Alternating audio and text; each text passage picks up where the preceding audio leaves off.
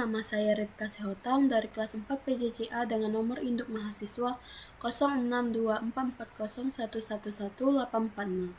Sebelumnya, saya ingin mengucapkan terima kasih kepada Ibu Dr. Insinyur Sri Reski Artini, Sarjana Teknik Master of Engineering, selaku dosen pengampu mata kuliah pengantar GIS dan LDD. Di sini saya akan mengulas kembali atau menjelaskan kembali materi tentang pemahaman dasar GIS. Langsung saja kita ke pemaparan materinya. Apa sih itu GIS? GIS adalah Geographic Information System atau dalam bahasa Indonesia disebut SIG. Sistem Informasi Geografis adalah sistem komputer yang dirancang untuk mengumpulkan, mengelola, menganalisis, dan memetakan semua jenis data geografis. Hubungan geodesi dengan mata kuliah ini adalah kalau geodesi itu mencakup kajian dan pengukuran yang lebih luas, tidak hanya sekedar pemetaan dan penentuan posisi, tetapi meliputi penentuan bentuk dan dimensi bumi, baik dengan pengukuran yang di bumi maupun dengan bantuan satelit. Yang perlu digarisbawahi adalah penentuan posisi, karena penentuan posisi ini pada akhirnya berupa peta. Posisi adalah koordinat, baik itu 2 dimensi maupun 3 dimensi. Yang harus digarisbawahi adalah posisi. Posisi di bumi digambarkan dengan koordinat. Geodetic survey meliputi penentuan bentuk dan ukuran bumi, medan gravitasi, dan pembuatan jaring kontrol pemetaan, yang kemudian dikembangkan menjadi ilmu astronomi dan penentuan posisi dengan satelit. Ada pekerjaan geodetic survey yang meliputi penentuan bentuk dan ukuran bumi. Di sini dikembangkan ilmu astronomi dan penentuan posisi dengan satelit. Yang harus digarisbawahi dalam hal ini adalah penentuan satelit atau penginderaan jauh. Maksud penginderaan jauh adalah kita yang membuat objeknya atau membuat peta tanpa menyentuh tanahnya. Kita bisa lihat dari jauh, tapi kita masih bisa membuat petanya atau kondisi bumi itu sebenarnya seperti apa. Penginderaan jauh dikembangkan seiring dengan kemajuan ilmu astronomi dan teknologi. Penentuan posisi dengan satelit untuk memantau bentuk dan ukuran bumi secara terus-menerus. Jika tidak ada pekerjaan geodesi, tidak mungkin kita bisa lihat bentuk muka bumi ini sebenarnya itu seperti apa. Kayak mana daratan, yang mana lautan, seberapa luas pulau itu. Nah, terdapat angka. Angkanya ini harus diukur. Diukur dari banyaknya teknik cara pembuatan petanya. Di sini ada istilah pembuatan jaring kontrol pemetaan. Kita sebagai mahasiswa teknik sipil saat semester 1 dan 2 sudah belajar ilmu ukur tanah. Ini maksudnya pembuatan jaring kontrol pemetaan tanah ini adalah yang kita buat yaitu poligon, entah itu poligon tertutup dengan cara biasa ataupun dengan cara spring tense yang telah kita pelajari. Gambar yang pertama ini adalah bumi. Bumi kita dipantau oleh banyaknya satelit. Jumlah satelit yang mengorbit bumi sangatlah banyak dan terus bertambah setiap tahunnya. Berdasarkan materi yang kita bahas, satelit-satelit ini dikelompokkan berdasarkan fungsinya untuk mendukung sistem informasi geografis. Yang akan dibahas adalah satelit penentuan posisi atau satelit GPS. Kepanjangan GPS adalah Global Positioning System, yaitu sistem navigasi berbasis satelit yang kemungkinan kita menentukan lokasi, koordinat, kecepatan, dan waktu secara akurat dimanapun di bumi, selama perangkat memiliki koneksi ke satelit.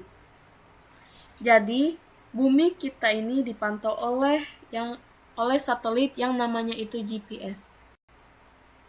Satelit ini di bumi ada 24 yang mengorbit selama 24 jam tanpa berhenti. Di sini ada 6 orbit satelit, berarti satu orbitnya diduduki oleh 4 satelit. Contohnya pesawat terbang maskapai penerbangan yang melakukan banyak penerbangan, entah itu ke Medan, ke Palembang, atau ke kota manapun itu. Pesawat terbang ini dilengkapi dengan GPS. GPS ini sebenarnya satelit. Alatnya disebut receiver GPS, alat penangkap sinyal satelit GPS. Jadi GPS atau receiver GPS ini dipasang di pesawat kemudian menangkap sinyal satelit-satelit GPS-nya. Jadi penerbangan maskapai ini terbang menurut jalur penerbangannya masing-masing. Terbang sesuai ketinggian dan posisi X, Y, Z. Nah, di ketinggian ribuan kaki tidak ada papan penunjuk jalan. Pesawat menggunakan GPS untuk tetap berada di jalur penerbangan yang sudah ditentukan secara presisi. Ini membantu maskapai menghemat bahan bakar dengan mengambil rute yang lebih langsung dan efisien. GPS ini juga sangat membantu saat pesawat hendak mendarat di bandara yang tertutup kabut atau hujan deras. Pembuatan peta dengan wilayah cakupan yang cukup luas itu dilakukan dengan scanning, yaitu di atas pesawat. Di mana posisi kapal ini? Kita tidak ketahui di mana posisi kapal tersebut. Yang bisa kita lihat hanyalah luasnya samudera. Nah, saat ini kita bisa memanfaatkan satelit GPS. Satelit tersebut berfungsi sebagai satu-satunya titik referensi di ruang angkasa yang memungkinkan kapal menentukan lokasi persisnya secara real-time di tengah laut yang tidak memiliki tanda medan atau patokan visual. Dengan sinyal dari GPS, kapal dapat mengetahui koordinat lintang dan bujur untuk menghindari area berbahaya seperti palung laut atau wilayah dangkal yang telah dipetakan dalam sistem GIS. Lalu kita bisa lihat juga seberapa penting posisi. Gambar jembatan tinggi ini menunjukkan bahwa posisi bukan sekedar angka, melainkan standar keamanan teknik. Pembangunan infrastruktur berskala besar memerlukan jaring kontrol pemetaan yang dibuat melalui geodetic surveying agar setiap pilar jembatan berada di titik koordinat yang tepat secara matematis. Dan juga penentuan posisi yang akurat memastikan struktur tidak meleset dari desain teknis yang sangat vital untuk menahan beban dan pengaruh lingkungan. Jika tidak memperhatikan hal tersebut, maka akan terjadi seperti gambar yang di sebelah kanan.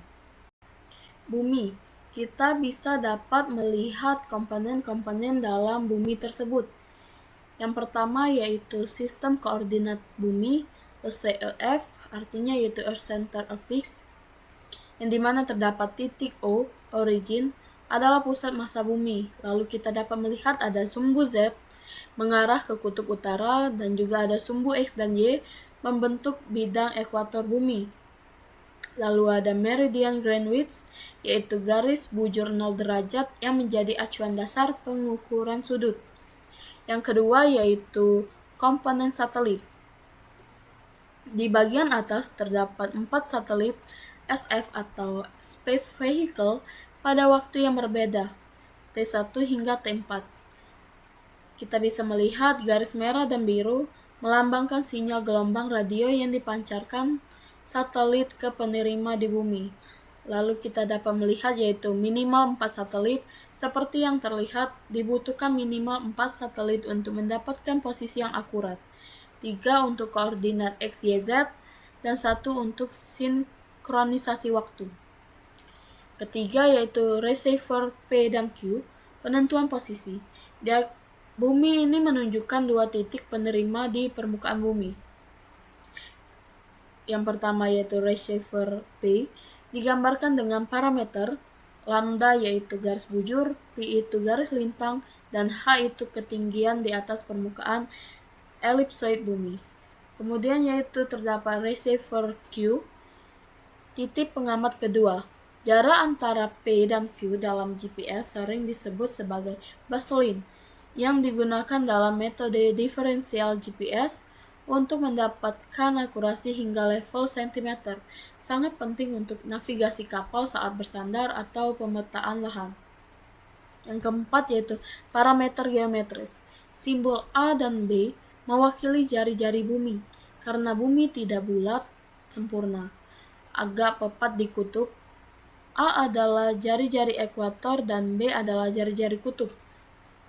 Lalu garis putus-putus proyeksi menunjukkan bagaimana posisi fisik di permukaan bumi dikonversi menjadi koordinat Kartesian, yaitu X, Y, Z, agar bisa dihitung secara matematis oleh komputer. Selanjutnya, fotogrametri. Fotogrametri ini adalah pengukuran untuk membuat peta yang ada di bumi dengan wahana pesawat udara. Pesawat udara itu ada dua, yaitu pesawat berawak dan tidak berawak. Artinya ada yang pilot, ada yang tidak ada pilot. Nah, maksudnya di sini yang tidak ada pilot yaitu drone. Pekerjaan ini dilakukan pada siang hari karena membutuhkan cahaya matahari untuk menerangi objek yang akan difoto atau yang akan dibuat di peta nanti. Peta yang akan dibuat nanti itu misalnya peta jalan, perumahan, kampus. Jadi pengukuran ini menghasilkan foto, namanya foto udara, di mana kameranya dipasang di pesawat, kemudian mengambil gambarnya. Teknik yang digunakan adalah teknik penginderaan jauh, karena tidak menyentuh objeknya. Kemudian dari foto-foto udara ini diolah menggunakan software, dan kemudian menjadi suatu peta. Pekerjaan ini sebaiknya dilakukan di bawah jam 10 pagi, karena jika di atas jam 10 pagi akan menghambat oleh adanya awan yang akan menghalangi sehingga menutupi hasil gambar yang akan diambil. Penginderaan jauh atau remote sensing yaitu teknik memperoleh informasi mengenai suatu objek atau area dari jarak jauh tanpa kontak fisik langsung. Biasanya menggunakan sensor pada pesawat atau satelit. Nah, kita bisa lihat di gambar. Jadi kita mengetahui luas pulau tersebut tanpa mendatangi pulau tersebut. Selanjutnya itu kartografi. Seni, ilmu, dan teknologi pembuatan peta dan iksar, sajian permukaan bumi fisik. Subjeknya yaitu proyeksi peta, desain, dan reproduksi peta.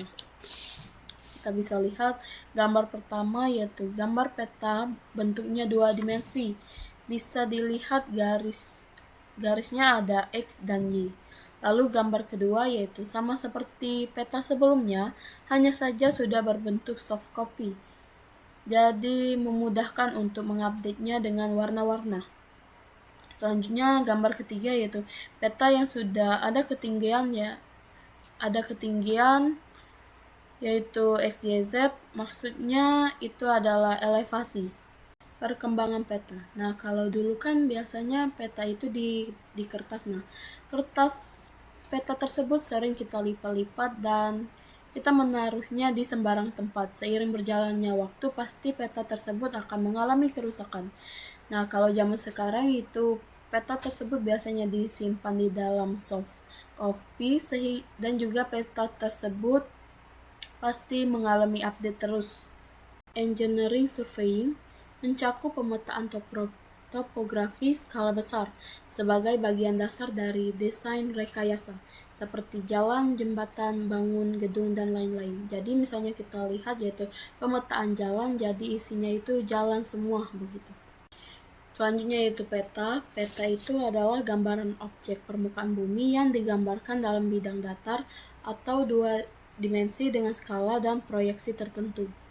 Peta yang baik adalah peta yang skalanya 1:1. Tapi hal ini tidak mungkin karena 1:1 itu sangat susah dalam penggambaran di dalam peta. Proyeksi peta. Proyeksi peta itu adalah ilmu yang mempelajari hubungan antara besaran-besaran di atas permukaan bumi di bidang lengkung dengan besaran-besaran di atas peta, bidang datar, untuk mereduksi distorsi menjadi minimum menggunakan rumus matematis tertentu. Model bumi sebagai referensi acuan. Nah, kita lihat di gambar yaitu ada model bumi yang dimana yang pertama yaitu bumi garisnya seperti tidak keruan, kemudian yaitu ada geoid. Geoid itu sama dengan bumi tapi airnya dikosongkan. Kemudian elipsoid. Nah, elipsoid itu adalah model bumi yang mudah untuk ditulis rumus matematisnya. Kemudian di bidang datar itu dipaksa supaya kita bisa lihat penggambarannya nanti di peta. Permasalahannya, seperti halnya memiliki bola plastik dibagi dua yang dipaksa datar. Jadi bola ini akan pecah karena ada perubahan atau distorsi, yaitu jarak, sudut, dan luas. Kita lihat juga contoh gambar hasil pengukuran. Gambar sebelah kanan yaitu berupa gambar atau citra, lalu kita kita buat seperti gambar sebelah kirinya. Nah, kemudian juga kita bisa buat konturnya. Untuk garis kontur, ini dimanfaatkan oleh bagi teknik sipil untuk perencangan yang mau dibuat, apa galian atau juga timbunan. Gambar ini sebenarnya sama. Yang sebelah kanan itu berbentuk foto dan sebelah kiri itu sudah berupa peta garis atau peta digitalnya. Generalisasi peta skala besar ke skala kecil. Nah, sebenarnya itu skala besar itu angkanya tidak besar tapi angkanya kecil, tetapi gambarnya detail. Jadi begini, misalnya kita lihat itu ada skala 1 berbanding 10.000. Nah, kita lihat garis merahnya itu kan membesar, berarti lebih detail. Sedangkan pada saat skala 1 banding 25.000 itu kotak merah tersebut mengecil, tetapi cakupannya menjadi lebih luas, dan begitu juga seterusnya. Nah, kalau kita sebagai teknik sipil, kita pilih yang 1 berbanding 10.000 karena kita butuh yang detail, sedangkan traveler atau yang mau jalan-jalan pasti menggunakan skala yang lebih kecil karena mereka ingin melihat cakupan yang lebih luas. Dari peta itu yang pertama ada judul peta. Nah, judul peta ini menjelaskan isi utama atau tema dari peta tersebut. Kemudian yang kedua yaitu lokasi. Lokasi ini menunjukkan posisi geografis wilayah yang dipetakan, baik secara relatif maupun absolut melalui koordinat satelit. Lalu yang ketiga yaitu legenda. Legenda ini kunci penjelasan simbol pada peta seperti titik merah untuk active volcanoes atau garis dengan tanda tertentu untuk plate tektonis dan trench. Kemudian ada metadata.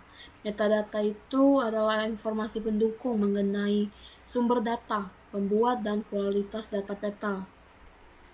Lalu ada absis yaitu X atau yang biasanya kita ketahui yaitu garis koordinat horizontal dalam sistem Cartesian. Ada juga ordinat. Nah, ordinat ini yaitu sumbu Y-nya. Jadi, ordinat ini adalah garis koordinat vertikal dalam sistem Cartesian. Kemudian yaitu ada skala peta. Skala peta ini sebagai perbandingan jarak pada peta dengan jarak sebenarnya di lapangan. Terakhir yaitu ada contoh satu peta. Nah, peta ini untuk menjelaskan secara ilmiah mengapa wilayah tertentu seperti Indonesia, Jepang, dan pantai barat Amerika sangat sering mengalami gempa bumi dan letusan gunung berapi. Hal ini disebabkan oleh posisi wilayah tersebut yang berada di zona pertemuan atau tabrakan lempeng tektonik.